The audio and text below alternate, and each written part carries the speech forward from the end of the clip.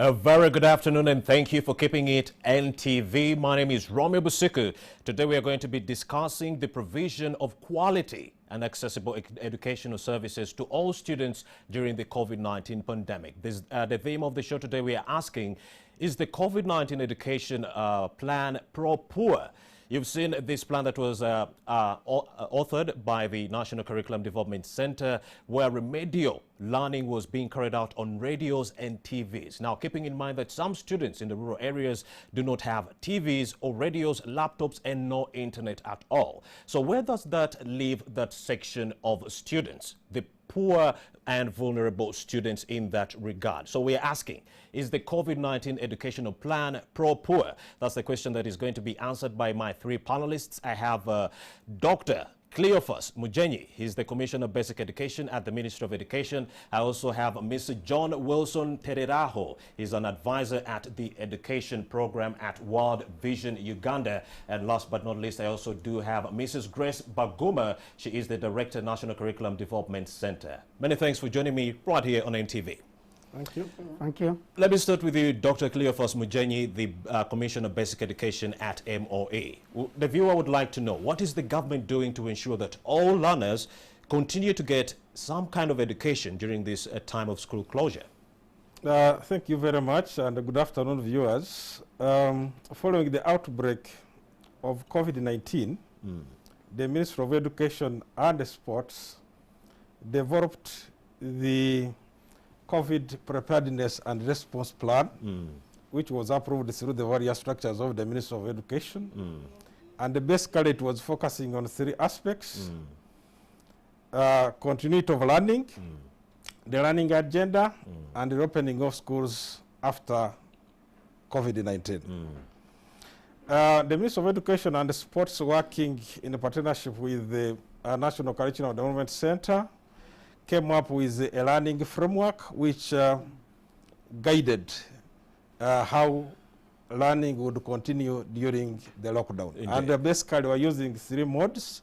One, TV, delivering lessons on TV. Two, delivering lessons on radio. And three, provision of self-study materials, especially for disadvantaged learners that could not be able to access either TV or radio. But Dr. Cleophas, do you think that educational plan is pro-poor, given that those materials are being broadcast on radios and TVs, laptops, the internet, but then children in the rural areas can't access any of these technological advancements? Now, that's where we are asking, is this COVID-19 education plan pro-poor?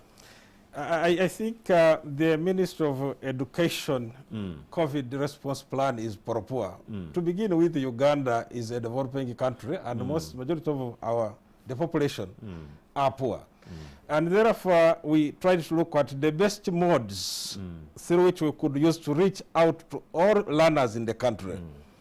For example, we know that it is only in the majority of the urban areas that learners can be able to access TV. And therefore, we planned to have lessons on TV. But we know that majority of the people in this country have access to radios. And there are several FM radio stations across the country.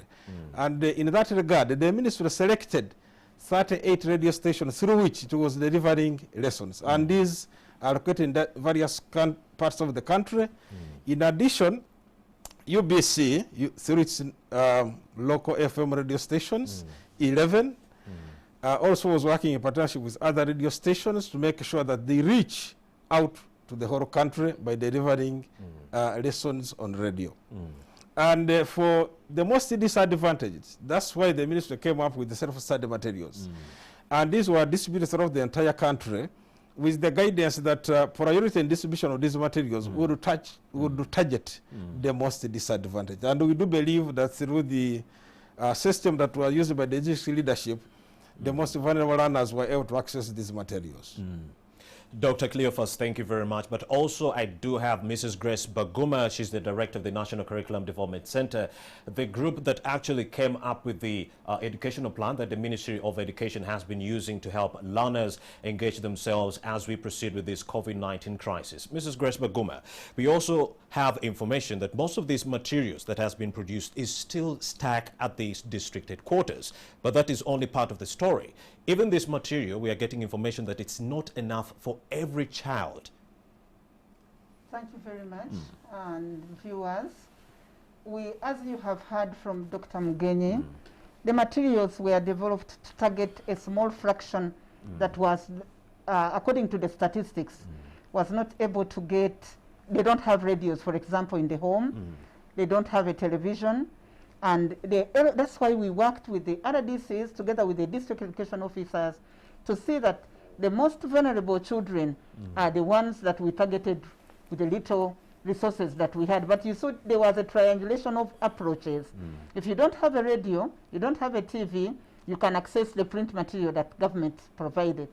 It's very unfortunate for their second part and unpatriotic for the materials to have been left to lie at the district, and we have district COVID task forces that were supposed to oversee this process, and these materials reached out to those children, and they did not reach them in their homes because we wanted them to go through the LOC systems.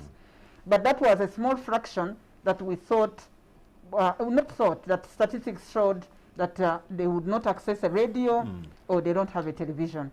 But the bit that our colleagues, because in education matters, it's a partnership, it's participatory. You don't do education issues alone. The parents are involved. The parents should have demanded, because they have a right to demand for accountability. And the districts should have been responding, because in the materials, there was a letter written and signed by the PS to explain how they should handle the materials when they reach at the district, and which effort the government made and the ministry headquarters. These materials were actually distributed through New Vision, and they went to all the districts because we have the statistics. So at the district level, there should have been proactivity such that the efforts are made to reach out to the children. Some of the districts have made a very good move on that, and they reached out. Some of them reached out to the parents on WhatsApp, saying that, look, I have materials. LC chairman, actually, when they received them, they made an effort to reach out. But in the districts where performance is lacking, it's very unfortunate. Now, would it be rational, Mrs. Grace Baguma, to actually set exams for students, knowing very well that the material that they should have used to get prepared for these exams did not reach them? Would it be rational? Hold it at the exam. This material, for us, when at the curriculum center, our focus is to teach, and you learn either skill or a knowledge, not to pass exams. So we worked with the Uganda National Examination Boards on these materials, following the curriculum. What is it that the children should have learned at a particular age? And this came out as revision materials. Children were supposed to go back to reflect on what they would have learned by the time they closed on the 20th March, about there, to revise for the time they are at home. And most of it was activity-based, giving the children what kind of tasks and activities that they would go through as they prepare to go back to school. It was nowhere that we planned these learning materials for purposes of passing exams. It's unfortunate that in some of the materials that have been seeing around, people are setting tests or an exercise and an assessment-based kind of reading. Ours, if you look at them, they were slightly different. They were supposed to take you through what kind of concept are you supposed to have learned in term 1, and how can we get you to revise it? It was nowhere targeting Uganda National Examination Board as part of what will be examined. And that is why even those lessons that were being offered by the teachers on TV or radio, the guidance that we gave in the framework that Dr. Mugenyi talked about was again picking on those very concepts that we wrote in the hard copies, such that if you listened on the radio, you'll be reflecting on a lesson that a teacher taught you before you closed down. So that was term 1 work, and it was nowhere targeting things that would come in the Uganda National Examinations Board. I also do have Mr. John Wilson Tereraho. He's the advisor education program at World Vision Uganda. Mr. Tederaho, let's talk about education for a bit. I want to use your eyes. You've been to the field.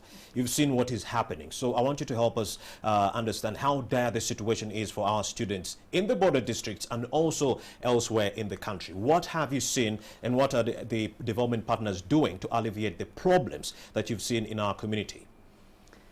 Thank you very much. Good afternoon, viewers. First of all, I want to thank the Minister of Education and Sports for taking the initiative to respond to COVID-19. As Dr. Mujenyi said, when the pandemic broke out, the Ministry of Education coordinated development partners and the different agencies and came up with the COVID-19 response plan. Now, the National Curriculum Development Center provided the technical guidance in developing self-study materials, and these self-study materials are actually good. They are good if they are used very, very well, and if the capacity to use them is adequate. If the district education departments and the head teachers and the teachers and the parents had time to look at these materials and develop a mechanism for supporting children access them and use them very well, they are very good self-study materials. They are very helpful. The problem is that they are still in English, and there are many children who have not yet accessed those in mother tongue, like those in primary 1, primary 2, primary 3, where the language of instruction is supposed to be mother tongue. I have been told that the National Curriculum Development Center has progressed in developing these materials in mother tongue, and the ministry is working out modalities to ensure that these materials are also available. But the other challenge is that the materials were definitely, there were few. When we raised these matters with the Minister of Education, they told us that in the first place, those materials were meant for children who are most vulnerable, those children that would not have access to TV, they would not have access to radio, and those materials were meant for that category of children. Unfortunately, I think that guidance was not very well taken. It was not very well taken up. And so the materials were just simply shared, and only a small fraction of the children have had access to these materials. So that is really very critical. The second issue is what we have raised, that many districts still have the materials at the district headquarters. They have not gone to the sub-counties, they have not reached schools, they have not reached the LCs. And so the children have not accessed these materials. But also, I have heard that there are some people are photocopying them and selling them. And you know, people are very quick at taking opportunities to make money. And so there are some Ugandans that have looked at this one as a money minting opportunity. And this is very unfortunate. It doesn't help the children, and it is not good for this country. So, what are the development partners doing? At the national level, when the Ministry of Education mobilized development partners, development partners came on board. And, development partners are part of the COVID-19 National Response Plan. Indeed. And they have come up with, they have made contributions, they have supported the ministry initiatives. And at the district level, we have a lot of development partners that have supported processes of, distributing these materials. I am also aware of development partners. World Vision has actually supported photocopying and distribution of these materials in the districts where we work. We have also engaged DOs and district response plans, because development partners are part and parcel of the district development, I mean the district COVID-19 response teams. They are on the ground and they are mobilizing people and they are distributing these materials. There are some areas where, you know, where I think Dr. Mujeni said the UBC FM does not reach, and some development partners have come in to sponsor airtime. They sponsor airtime to, you know, on radios to support the dissemination of these materials. But also, I want to say that we are working with the Ministry of Education. We are supporting every process, including development of these guidelines. We are part of the consultative processes that are developing these guidelines on WASH, guidelines on psychosocial support, child protection, guidelines on... so we are part and parcel, and we are engaging government, and we are creating opportunities like this one for advocating for the children. Amazing. Thank you for that wonderful submission, Mr. John Wilson Tereraho. I also have the Commissioner of Basic Education, that is Dr. Cleophas Mujeni. Dr. Cleophas Mujeni, with the President lifting classes for the candidates, we are getting information that some students may never make it to the classroom. Why?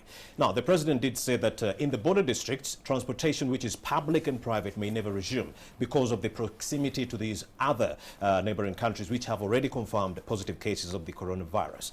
Now, what is the fate of the students, the candidate students who are supposed to be sitting for their exams in a week or so and are living in these jurisdictions? What is their fate, and what are you doing to ensure that they sit for these exams? Thank you very much. But before I answer that question, I wanted to make a contribution. Go ahead. Go ahead. To the issue raised by Mr. Tereraho on some people who are making money out of these self-study materials. This was brought to the notice of the Minister of Education and Sports, and the Permanent Secretary issued a circular warning the public against buying such materials from such unscrupulous people, and also requested the RDCs, the Chief Administrative Officers and Town Clerks, and the district chairpersons to take appropriate action. You see, education is a shared responsibility. The Minister of Education cannot be everywhere. It cannot police every part of this country to ensure that standards and procedures are followed. So wherever there is a problem, it is the responsibility of every citizen in this country to make sure that appropriate action is taken. Now, regarding the students who are in the border district with restrictions, first of all, there are no exams. We are talking about reopening of schools, beginning with the candidate classes. And as you know, PLE, primary level examination, is done in November. Uganda Certificate of Education is done in November. Uganda Advanced Certificate of Education is done in November. So we are talking about opening schools to prepare these candidates. And before the schools really open, we shall get guidance about the standard operating procedures from Ministry of Health. And these will be incorporated in the guidelines that are currently being developed by the Ministry of Education and Sports. Of course, like any Ugandan, we are concerned about the fate of the schools and the learners in the border districts. But the priority of the Ministry of Education and Sports is to make sure that when the students report to school, they are safe and secure. And for that matter, the guidelines that are being developed at the appropriate time when they will be announced will take care of such cases. Yes. So you're telling me there will be no exams for candidate students, only the final exams? Yes. Exactly. The guidance is very clear. Okay. We don't expect schools to set mock exams or to do any kind of external examinations. We want them to use this remaining time to make sure that they cover the syllabus to prepare the candidates for the final examinations. Okay, let me also bring in Mrs. Grace Paguma. Well, you have so many head teachers who came out last week saying that government, especially the Ministry of Education, did not consult them before reopening schools fast for the candidate classes, because they were raising issues like how will they ensure social distancing in those small classrooms? How will they get the sanitizers? How will they get the soap, the water? Because they are saying that when the school closure was called by the president, the parents had not paid school fees in entirety. So they do not have money to secure sanitizer for the students to ensure that they can carry out the effective social distancing that we are asking for, and to follow the guidelines as called by the World Health Organization and the Ministry of Health. Was that ever put in the educational plan before implementing this whole strategy? Thank you very much. When His Excellency the President mentioned that the schools should prepare to open with examination classes on the, around 8th of June, the ministry started also preparing what are the other aspects that we need to go with before the schools open. And indeed, the consultations have been going on. They have been going on using the different methods that we have, the Zoom. Most of the stakeholders have been actually, including the headmasters or the head teachers and the teachers, because the consultations were open and they have been open. And the ministry, with the task force, or the COVID-19 task force of the Ministry of Education, has made all efforts to reach out to many of their stakeholders to give their views. And the views that they have given are being incorporated in the final guidelines that will be issued soon by our Honorable Minister. So the consultation aspect is an unfortunate comment, because what I know is that they have been consulted, and anybody who actually cares has also sent in their submissions, name it KCCA, district levels, and even the head teachers. I'm wondering which kind of head teachers, the primary head teachers, the secondary, because even at the district level, the task forces at that level have gotten some submissions that are being incorporated with regard. But in all this is unfortunate. We have a sickness that has come, nobody called it. And therefore, the guiding ministry in this particular case is the Ministry of Health, which is giving us the standard operating procedures. And those standard operating procedures are being looked at in the context of how will the learning take place. Therefore, the issues of social distancing are being considered, and guidelines are going to be given in the guidelines on how the children should sit in those classrooms and how many should sit in the classroom to learn, including how many teachers, including even how, because, yes, if the sanitizers cannot be afforded, there is soap. And the President was very clear on that you can use soap and wash your hands and be safe. So there are certain aspects that we are re-echoing and saying, please, if you wash your hands with soap, you'll be safe enough to study. But all those details will come in the guidelines that are going to be issued just before, shortly before the schools open. And when you look at even the strategy here, the schools are opening in phases. We are starting with the examination classes, meaning that it gives you enough room to think of how another class will report and another one. And therefore, trying to make sure that you keep the children safe and you keep them learning, because they have to learn. The children will not wait. They are growing, and soon they will be, we don't want them to outgrow what they are supposed to be learning at a certain stage. Yes. So therefore, every effort is being made to make sure that the guidelines guide, and wherever there are some gaps, it is not cast in stone. They can always be adjusted and improvements made. But the most important thing is how do they keep safe, but at the same time continue to learn. Dr. Cleophas Mugenyi, in rural areas where public and private transportation might resume or is likely to resume, you have families that are still grappling with some economic hurdles. Yes, they've been affected by some of the measures that were put in place to curtail the spread of COVID-19. So many of these parents might not be able to have the school fees to send their children back to school because of these economic hurdles. What is the Ministry of Education doing to ensure that all these vulnerable students are kept in school, or at least they have the access to these educational services that they need? Thank you very much. I wanted to add something on the complaint that head teachers Go ahead. were not consulted. That is not true. We had both a physical and a Zoom meeting on the 7th floor, Embassy House, where all secondary school head teachers were represented by the chairperson, Mr. Turiagenda, who is the head teacher of Ontario Secondary School, was in that meeting on Zoom. That is secondary.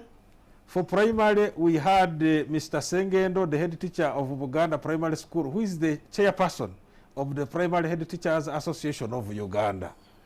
So they were fully represented because these are their leaders. Now, when it comes to the issue of ensuring that the vulnerable children get back at school and they study, number one, every parent in this country knows that it is his or her responsibility in the partnership with government to educate his or her child. Some of the children go to public schools, others go to private schools. And the terms are quite different. For UP schools and the USC schools, government meets the costs.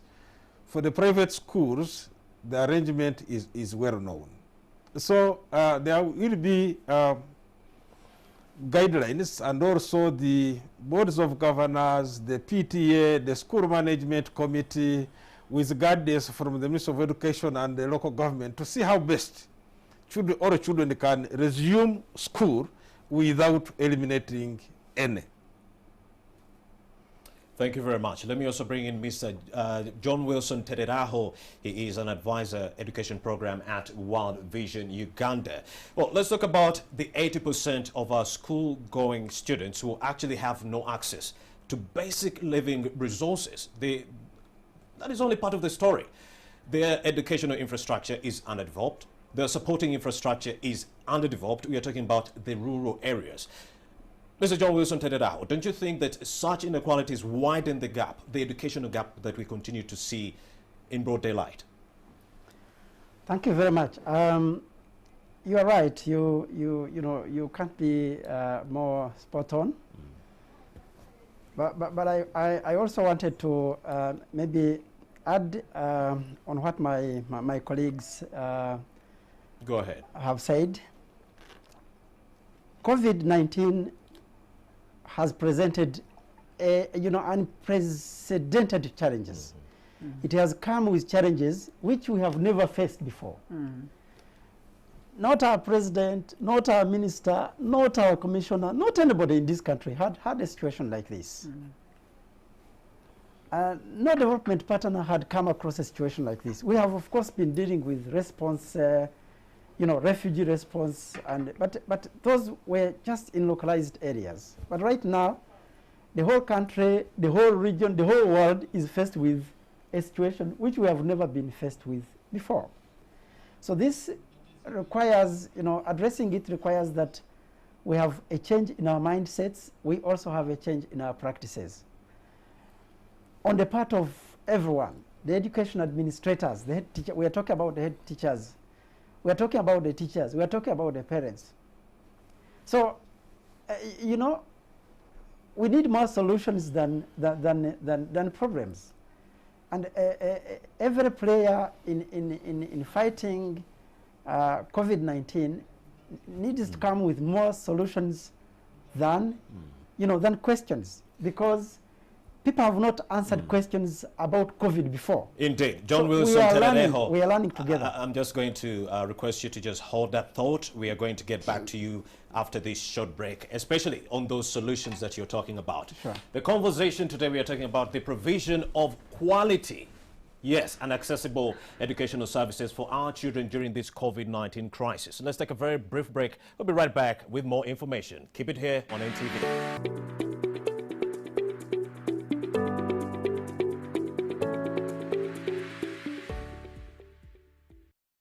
Welcome back to NTV Uganda. Today we are discussing the provision of quality and accessible education services for our students during this very trying time of COVID-19. I do have Dr. Cleophas Mujenyi. He's the Commissioner of Basic Education. I also have Mr. John Wilson Tereraho. He is the Unadvised Education Program at World Vision Uganda. Last but not least, I also have Mrs. Baguma Grace. She is the Director of National Curriculum Development Center. Well, a very good evening we're still in the afternoon. A very good afternoon once again. Let me come to you, Dr. Mr. Tereraho. You were explaining to us some of the solutions that could be employed in this interim to do away with some of the problems we've been discussing. Go ahead. Yes, sure. We now need to have, we have a national COVID-19 response team. We have a national response team. We have an education, we have a team of the Minister of Education, which was also coordinating the response plan. And so at the district level, we also need that education component of the response plan. Now, that team, that education team at the district should be coordinating all activities that support availability of learning materials for children, that support dissemination of information to the parents and caregivers, that build the capacity of education volunteers, that ensure that every child is reached with materials. By the way, we have materials that were distributed by the Minister of Education. They were developed by the National Curriculum Development Center and distributed by the Minister of Education. They are already available. They are not enough. But I am also aware that every school in Uganda has a stock of materials. A stock of textbooks, a stock of readers, and in mother tongue. Those books are now under lock and key in the head teachers' offices or in the bookstores. Very appalling. I would actually propose that the Permanent Secretary, Minister of Education, directs head teachers to open the bookstores and help children to access those books. Indeed. Because those books are supposed to be in the hands of children. They are not supposed to be kept in the cupboards. In some places, they are not even properly kept. You know, we would like children to learn, but they cannot learn how to read without reading materials.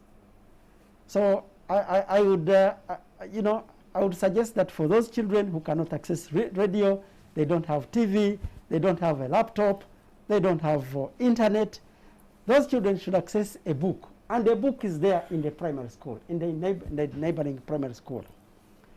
I also want to say that at this time, we shall lose the point if we think that everything will be done by government.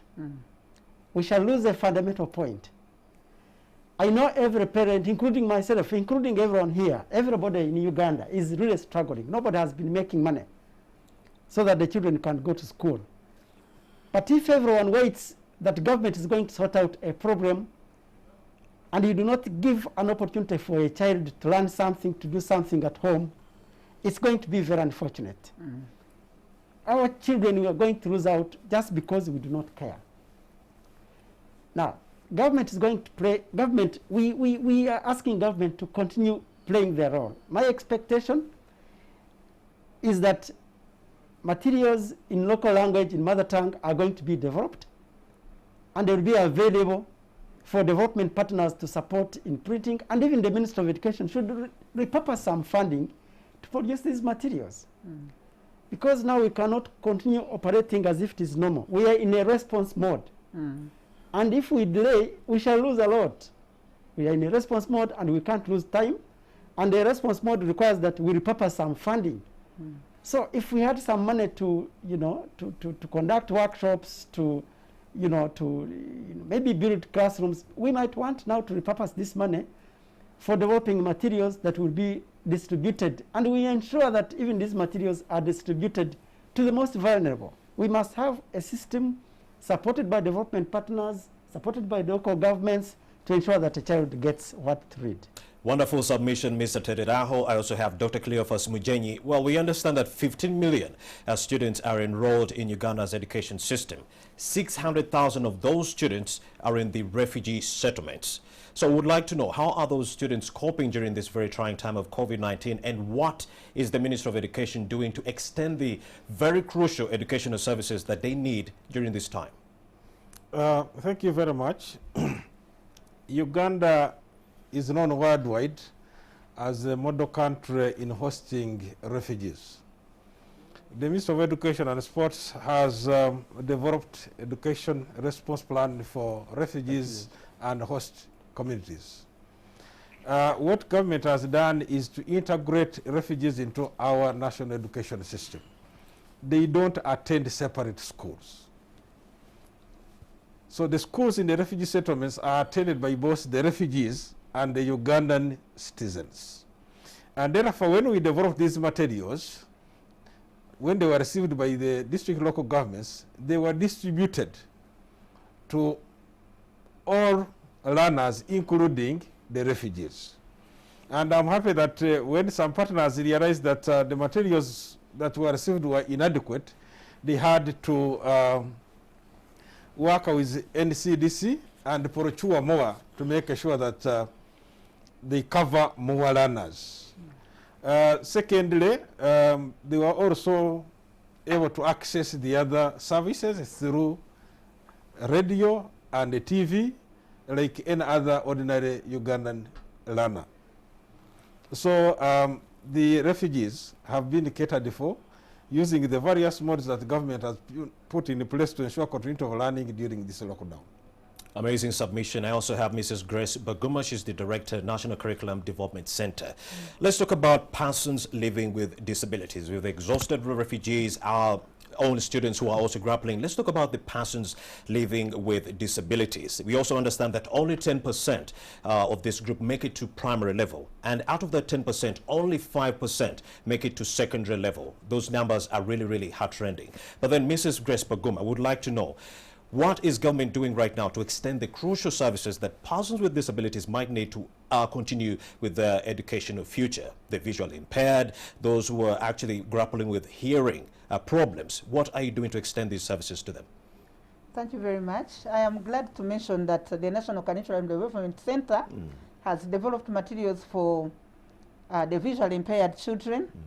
That is, we have the braille copies, the master copies, and we have also, because normally we do this other material and then we do adaptation. We have already adapted those materials, and right now in my bag here, I have materials also for the deaf children, that is for sign language, but also we have the braille materials that we've developed. We have developed them from these very ones. We are now looking towards having them reproduced and sent to those children. The good thing with these materials, they can even use them even when they go back to school. So there has been an effort, and the government has done well to make sure that we provide for them. It was a crash program, you accept. We are working under abnormal circumstances, where we have to work sometimes even up to through the night, because some of my people had to sleep at the offices to do these materials. So we have the materials. We are looking around to see how we can have them reproduced. They have a process they go through, which is not, because we brailled all the materials that we developed for primary, for example.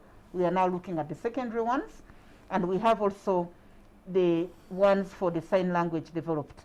So there has been an effort by government to take care of the children that are in the special needs category. And I have evidence, because I have come with these materials here. I can show them to you after this, so they are kept somewhere. Go ahead. So I think in all this, as the government battles to see how best we can take care of the children, indeed, as Mr. Tereraho said, let the parents support the efforts of government and everybody else to see how best your child can be helped, even if it's a special needs child or a normal child. Because at the end of the day, we want this child to be educated or to learn. And learning can take place anywhere. Now with the challenges of COVID, we need even to rethink of whether we are going to continue learning in those designed classrooms. Indeed. The design of the classrooms might have to change. Changing in the sense that you have to keep social distancing, You have to look at whether you have enough fresh air or whatever it is. So, but the efforts of all that, of what government is trying to put on the table, should be supported by the parents, but also the community and those in the leadership. Don't leave it and you say it is for government, I have nothing to do with it. At the end of the day, it is the children are for ours as a country, and we want to see how best we can provide for them. But I'm glad to mention that we have the materials and we are looking at how to reproduce them.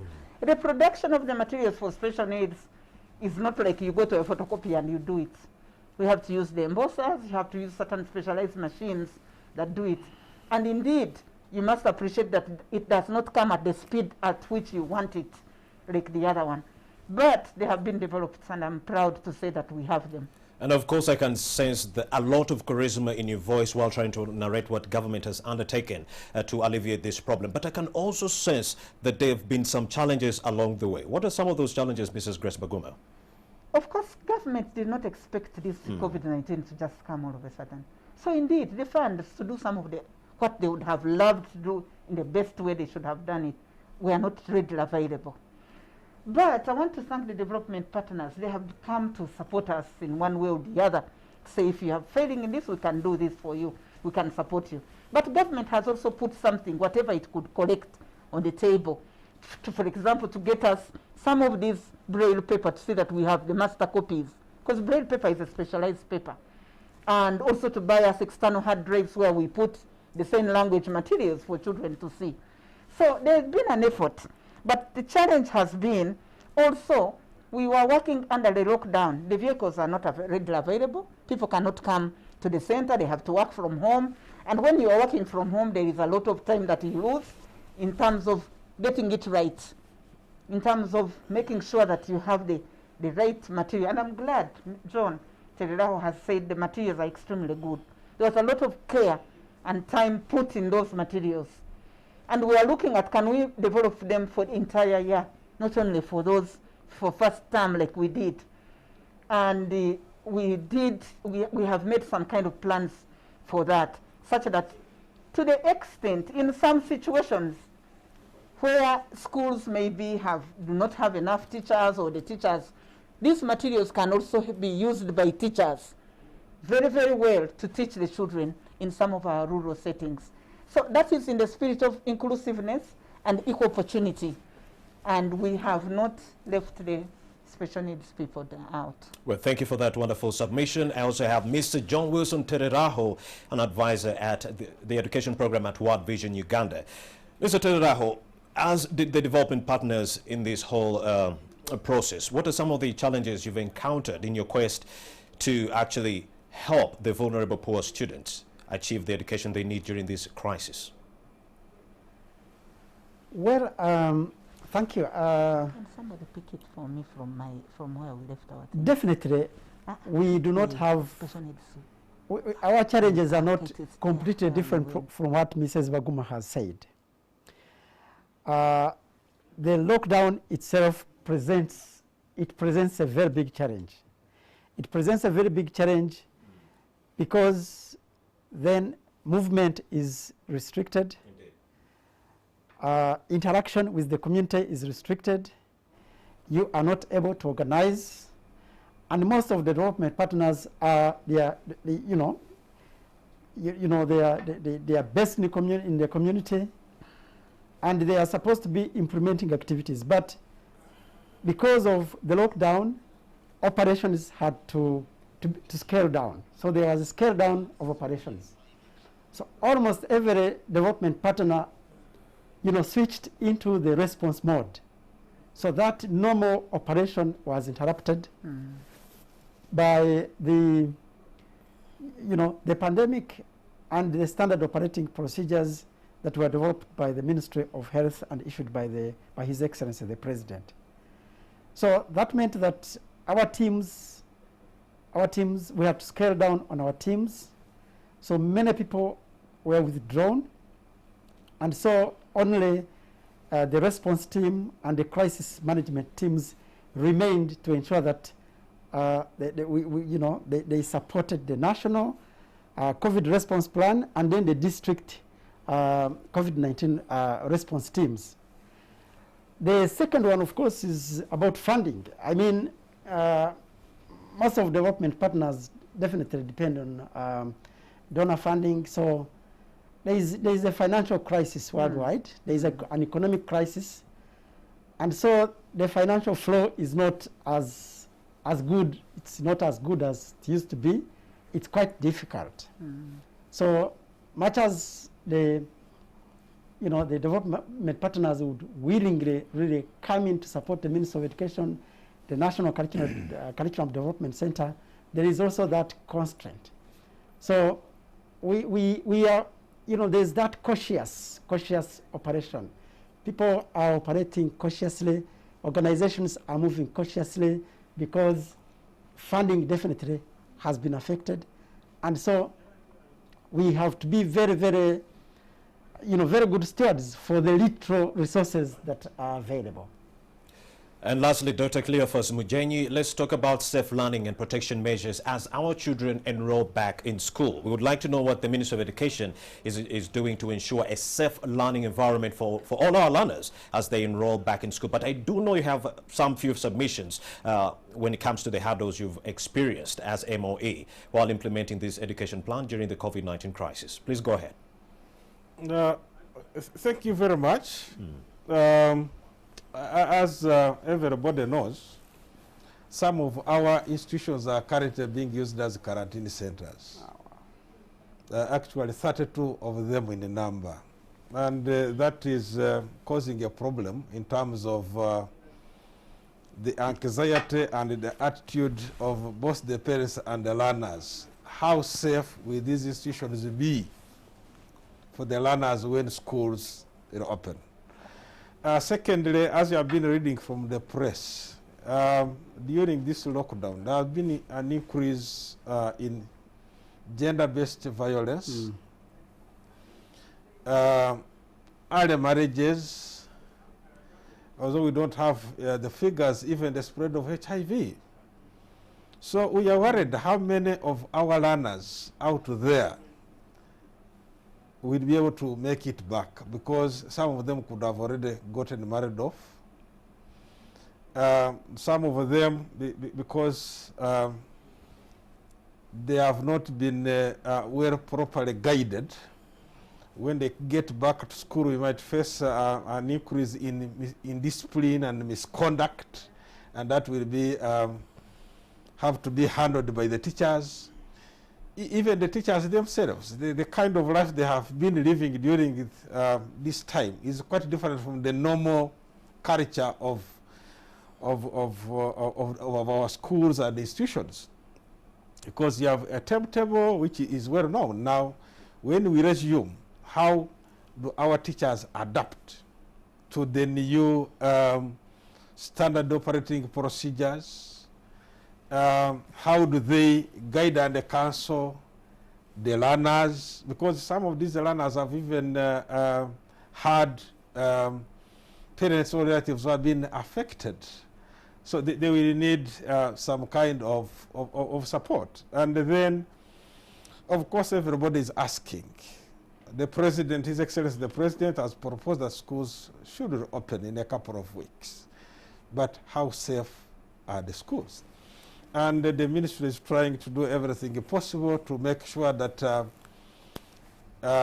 stakeholders are involved in this effort by consulting, so that the guidelines related to reopening of schools are owned by all the stakeholders and will be able to be disseminated so that everybody is convinced that I think it is time for the schools to open and they are safe for our learners. Wonderful submission. As we wrap up, I would like to get recommendations from Mrs. Baguma, from Mr. John Wilson Tederaho, and you, Dr. Cleophas Mujenyi. As we wrap up, what would be the immediate recommendations to alleviate this problem moving forward post-COVID-19? I mean, when schools reopen, what are your recommendations? My recommendation here would be that we need to work together as a team, the parents, the district people, the people on the grassroots that are managing education matters. We need to work together to see that the children continue learning even amidst this difficulty of COVID-19, which we are not sure when it will even go. So there is need to feel concerned that you can provide for your child and you can support the efforts of the Minister of Education to provide for the children. But also, I want to add that we need to observe the standard operating procedures that will be taken to the schools also, but in the homes where the children are coming from. Let us keep the children safe and encourage them to learn in whatever circumstances. But it will be hard to ensure social distancing within the schools. Don't you agree? No, there are efforts there. The standard operating procedures will be, the guidelines are showing what should be done while at school and what the school administrators should do. But of course, there are certain nitty-gritties that you cannot say you've wiped out. For example, children are children. They would want to go near each other, whether you stop it or not. But you would have kept them safe by washing hands, by sanitizing, by also the masks that the president has encouraged the parents to buy for the children and reinforcing it. So if there are efforts at the school level, the guidelines are giving some kind of details on what should be done while the children are at school. We cannot say it is going to be 100%. As Mr. Serrao said, this is still a learning experience for all of us. We've got COVID, it came unexpected, and we're trying to see how can we alleviate it by getting the input and the suggestions from especially Ministry of Health, but also some other agencies or NGOs that have an experience. Then nobody has an experience, have an idea of what is happening elsewhere in other countries. So basing on that, then we can be able to guide on how, and eventually the habit, because changing a habit is one thing. We have not, you can see how I've been struggling with my mask here. So changing from what you have been doing to another thing. Safety comes first. Safety comes first. But you have to do it also. Sometimes you forget. Sometimes the children will forget to come with the masks. How does the school prepare for that? So those guidelines are there, and I think they should be able to take us another step forward in terms of helping the children to keep safe, but also learning. Mr. John Wilson Tederaho, what are the recommendations from the World Vision Uganda? Thank you very much. As we prepare to open schools, I want to recommend that we develop those basic minimum requirements that every school must meet in order to admit children back. Because now the quality of a school should be determined by its ability to respond to COVID-19. It is not about the number of children who passed last year. It is about the ability of that school to deal with, to deal with COVID-19. There must be that kind of readiness. And a school that has not been inspected should not be open. I would like to propose that the ministry does everything possible to ensure that every school is inspected before it allows back children. But I also want to suggest that as children stay there, because a good number of children are going to stay back home, we need to address anxieties. We need to invest so much in that kind of psychosocial support to the parents. The parents are anxious, by the way. Community members of the community are anxious. They are actually asking, are our children going to be safe? And so safety must be taken seriously. So let's invest in addressing issues that are causing anxiety within the community among the parents. Now, for those children who are staying back, I would like to suggest that the Ministry of Education mobilizes all development partners and mobilizes other resources so that we can produce as many materials as possible to the children. And then we work out a process by which children can access materials from schools. I have actually said that we are not short of materials. Materials are available in schools. Children should be assisted to have those materials. And lastly, for children to learn at home, we need a lot of support from parents. We need a lot of support from teachers and members of the community. So we need to develop some kind of community guide, some kind of parents guide, simplified parents guide on supporting learning. And then we shall invest so much in disseminating this guide. And then we also need to address issues of child protection and psychosocial support. We would like to have our children back to school when schools finally reopen. But very lastly, please pay attention to the health standard operating procedures.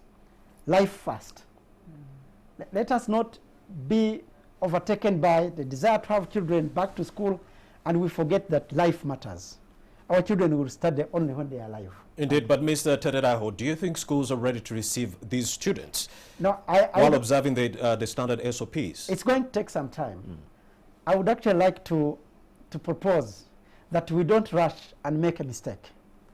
I would like to propose that we develop those guidelines and we take time to disseminate those guidelines. We make sure the consumers of those guidelines, those are the head teachers and the teachers and the parents, actually receive them very well and understand them. Well, and then we go ahead and open. So I do not really see schools opening in the next by 8th. No, it would be too near, because there are so many things to prepare. Great insights, Mr. Tereraho. Last but not least, Dr. Cleophas Mujenyi would like to hear the recommendations from the Ministry of Education moving forward. Thank you very much. The emergence of the COVID-19 pandemic has created both opportunities and challenges.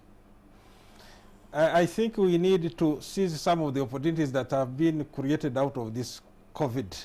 For example,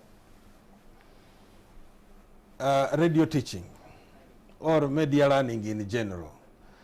The ministry started it, and then later on, out of generosity, proprietors of radio stations offered free airtime. Now, this kind of generosity should not stop. Indeed. We need to continue with media learning. The issue of online learning has been restricted to universities and other higher institutions. We need now to bring it down to secondary schools and even primary schools. Education is a shared responsibility. I want to appeal to all Ugandans. Let every Ugandan play his or her role so that together as a nation we remain united in this fight so that we can be winners at the end of it all. And finally, I want to appeal to Ugandans. Our motto is for good and my country. I want to appeal to all Ugandans to continue praying so that the Almighty God can intervene and overcome this COVID-19 pandemic. Thank you. Dr. Cleophas Mujenyi, the Commissioner Basic Education at the Ministry of Education. We also did have Mr. John Wilson Tereraho. He's an advisor of education program at World Vision Uganda. And last but not least, Mrs. Baguma Grace. She's the Director at National Curriculum Development Center. Many thanks for having made the time to speak to NTV.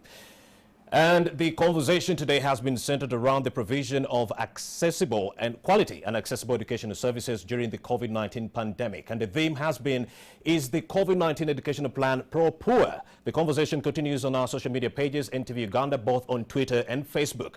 My name is Romeo Busiku. Have yourselves a blessed day.